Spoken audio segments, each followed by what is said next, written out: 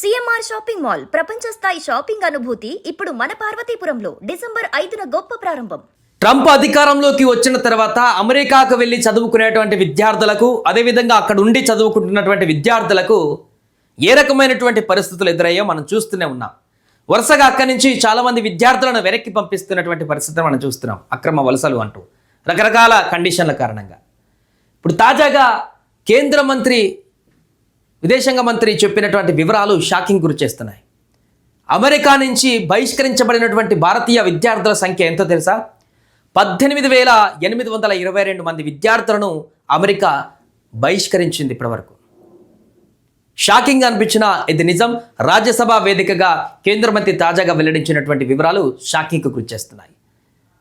Trump వచ్చిన కానించే విపరీతంగా పెరిగిపోయి ఈ మధ్యకాలంలో. ఇంకా అంతకుముందు చాలా జరిగాయి. ఈ రికార్డ్ అంతా కూడా ఇప్పుడు ట్రంప్ రెండవసారి అధికారంలోకి వచ్చినటువంటి రికార్డు మాత్రమే కాదు. బహిష్కరించినటువంటి 18,822 మంది విద్యార్థులు 2009 నుంచి ఎంతమంది విద్యార్థులు బహిష్కరణకు గురయ్యారు అమెరికా నుంచి అనేటువంటి దానికి సంబంధించిన పూర్తి డేటాను కూడా వెల్లడించడం జరిగింది జయశంకర్. దానికి సంబంధించిన వివరాలు చూస్తే 2009 నుంచి ఇప్పటి వరకు 18,822 మంది విద్యార్థులను అమెరికా బహిష్కరించింది. దీనికి సంబంధించిన వివరాలన్నింటినీ కూడా జయశంకర్ నిన్న రాజ్యసభలో వివరించడం జరిగింది. 18,822 మంది భారత పౌరులను అమెరికా తమ దేశం నుంచి బహిష్కరించిందని కూడా కేంద్ర ప్రభుత్వం స్పష్టం చేసింది. వీరిలో ఈ ఏడాది అంటే ట్రంప్ అధికారంలోకి వచ్చినప్పటి నుంచే జనవరి నుంచి ఇప్పటి వరకు 3,258 మంది, అత్యధికంగా ఈ సంవత్సరమే 3,258 మంది విద్యార్థులని, మొత్తం పౌరులను కూడా అందరు కలిపి వెనక్కి పంపించింది అమెరికా. రాజ్యసభలో అడిగినటువంటి ఒక ప్రశ్నకు విదేశాంగ మంత్రి జయశంకర్ లిఖితపూర్వకంగా ఈ సమాధానం ఇచ్చారు. ఆ వివరాల ప్రకారం చూస్తే 2023లో 617 మంది ట్రంప్ అధికారం చేపట్టక ముందు, 2024లో 1368 భారతీయులను వివిధ కారణాల చేత, కారణాలు ఏమైనా కానీ. సో ఈ ఏడాది మొత్తం 3,258 మంది. చూడండి, ఆల్మోస్ట్ దీనికి ఎన్ని రెట్లు ఎక్కువ ఉందో ట్రంప్ అధికారంలోకి వచ్చిన తర్వాత. సో ఈ 2032 మంది, సుమారు 62% సాధారణ కమర్షియల్ విమానాల్లో రాగా, మిగిలిన 1,226 మందిని యుఎస్ ఇమిగ్రేషన్ అధికారులు ప్రత్యేక చార్టెడ్ విమానాల్లో భారత్కు పంపించారు. సో ఈ డాటా అంతా కూడా ఇప్పుడు రాజ్యసభలో పెట్టడంతో అసలు విషయాలను కూడా బయటికి రావడం జరిగింది. సో దీనికి బహిష్కరణల వెనుక కారణాలు చాలా ఉన్నాయి. అక్కడ పత్రాలు సరిగా లేవనేటువంటి కారణాలు అయితే, కొంత తప్పుడు పనులు కారణాలు కూడా అయినాయి.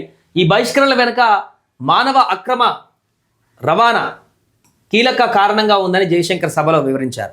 జాతీయ దర్యాప్తు సంస్థతో పాటు రాష్ట్ర ప్రభుత్వాలు కూడా విచారణ జరుపుతున్నాయని, పంజాబ్లో ఈ తరహా కేసులు అత్యధికంగా నమోదయ్యాయని కూడా తెలిపారు. ఎన్ఐఏ ఇప్పటి వరకు 27 మానవ అక్రమ రవాణా కేసులను నమోదు చేసి 169 మందిని అరెస్టు చేసిందని మంత్రి పేర్కొన్నారు.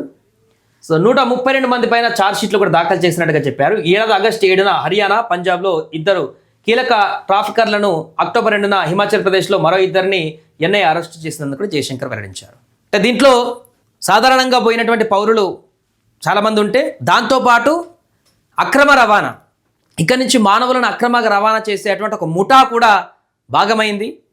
వారిని అక్రమంగా అమెరికాకు తరలించి అక్కడ వీరు ఇక్కడ ముఠాగా ఏర్పడే డబ్బులు గుంజుకునేటువంటి ఒక ముఠాలు కూడా ఉన్నాయి. దాంట్లో వీళ్ళ సంఖ్య 132 మంది ఛార్జ్షీట్ దాఖలు చేశారు. వారిపైన 27 అక్రమ రవాణా కేసులు నమోదైనట్టుగా ఇప్పటి వరకు గుర్తించారు. సో మేజర్ మిగతా కారణాల చేత వచ్చినటువంటి వారు ఉన్నారు. వివిధ కారణాలు ఏదేమైనా కూడా ఇప్పటి వరకు 18,822 మంది పౌరులు, విద్యార్థులు అందరూ కలిపి అమెరికా నుంచి ఇండియాకు తిరిగి రావడం జరిగింది బహిష్కరణ తర్వాత.